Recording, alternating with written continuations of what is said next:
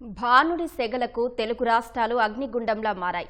ఎండ తీవ్రత ప్రజలను ఉక్కిరిబిక్కిరి చేస్తోంది. ఆరుబయట కాలు పెట్టడానికి ప్రజలు వణుకుతున్న పరిస్థితి నెలకొంది. తెలంగాణలో ఇప్పటి వరకు వడదెబ్బతో 22 మంది మరణించారు. విజయనగరం జిల్లాలో గురువారం 2 ప్రాణాలు కోల్పోయారు. తెలుగు రాష్ట్రాల్లో ఎండల తీవ్రతకు ప్రజలు అల్లాడిపోతున్నారు. ఆంధ్రప్రదేశ్లో ఎండలు మండిపోతున్నాయి. రికార్డు స్థాయిలో ఉష్ణోగ్రతలు నమోదవుతున్నాయి. ప్రజలంతా అప్రమత్తంగా ఉండాలని ఆంధ్రప్రదేశ్ విపత్తుల నిర్వహణ సంస్థ అధికారులు సూచించారు. సోమవారం వరకు ఎండల తీవ్రత కొనసాగే అవకాశం ఉందని, ఉదయం 11 నుంచి సాయంత్రం 4 గంటల మధ్య వీలైనంత వరకు ప్రయాణాలు వాయిదా వేసుకోవాలని సూచించారు. గురువారం పల్నాడు జిల్లా పిడుగురాళ్లలో అత్యధికంగా 48.1 డిగ్రీల గరిష్ట ఉష్ణోగ్రత నమోదైంది. 18 జిల్లాల్లో 45 డిగ్రీలకు పైగా ఉష్ణోగ్రతలు రికార్డయ్యాయి.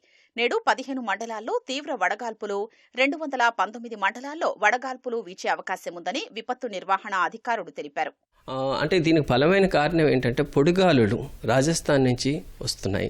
అంటే దాని వచ్చినప్పుడు ఏంటంటే ఈ విధంగా అంటే అడ్వెక్షన్ ఎఫెక్ట్ అంటుంటారు. అంటే టెంపరేచర్ ఇక్కడ మామూలుగా ఎక్కువగానే ఉంటుంది. దాంతోపాటు అడ్వెక్షన్ ఎఫెక్ట్ అక్కడి నుంచి వచ్చే గాలులు కూడా టెంపరేచర్ని పెంచుతున్నాయండి. తెలంగాణలో గురువారం 200కు పైగా మండలాల్లో వడగాలులు వీచాయి. 20 జిల్లాల్లో 46 డిగ్రీలు, మరో 3 జిల్లాల్లో 45 డిగ్రీల ఉష్ణోగ్రతలు నమోదయ్యాయి. అత్యధికంగా పెద్దపల్లి జిల్లా ముత్తారం, సూర్యాపేట జిల్లా మునగాల, భద్రాద్రి కొత్తగూడెం జిల్లా చుంచుపల్లి మండలాల్లో 46 డిగ్రీల పైన ఉష్ణోగ్రతలు నమోదయ్యాయి. ఈసారి నమోదైన ఉష్ణోగ్రతలు రికార్డుల్ని తిరగరాశాయి. ఒకేసారి 20 జిల్లాల్లో 46 డిగ్రీల్ని దాటడం కూడా ఇదే మొదటిసారి.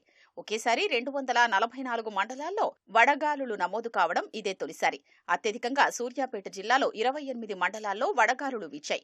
ఉత్తర తెలంగాణ జిల్లాలు ఎండల వేడికి ఉడికిపోతున్నాయి. కొద్ది రోజులుగా ఉమ్మడి ఖమ్మం, ఆదిలాబాద్, కరీంనగర్, వరంగల్, నిజామాబాద్ జిల్లాల్లోనూ భరించలేని వేడి పుడుతోంది. మరో 2 రోజుల పాటు వడగాలులు వీచే అవకాశాలు ఉన్నాయని వాతావరణ విభాగం హెచ్చరించింది. ఇప్పటికే పలు జిల్లాలకు రెడ్ అలర్ట్ జారీ చేసింది.